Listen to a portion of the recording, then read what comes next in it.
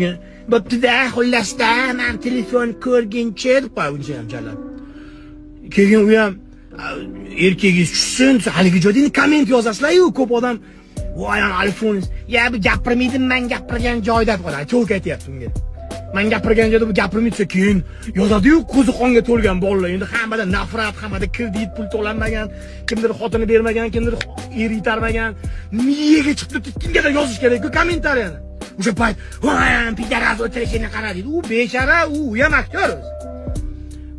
iPhone'ingiz yondigini qara, bu deydi haligi joyda biznes ketadi komment. Hamma nafrat, hamma gunohga botyapti. Bu fitna, bu sahna ko'rinishligini ular aytmaganligi uchun bu real hayotda bo'lyapti deb o'ylayapti. Bu yerda odamlar yozadi jalab.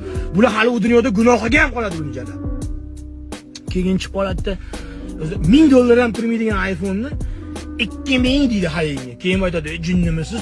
Unga ham komment yozadi. Bu jinnimi bu qiz? Odamlar yozadi-yu. Nafratda-yu hamma. Bu tavba yapmasan o'zi $1000 ham turmaydi-ku, basharangni qara turishini. O'tdi kommentda uni labini ham gapirishadi, turishini ham, gapirish ohangini ham, sansirashini ham, tarbiyasini ham hamma yig'ilib qolgan g'nevni yozadi haligiga.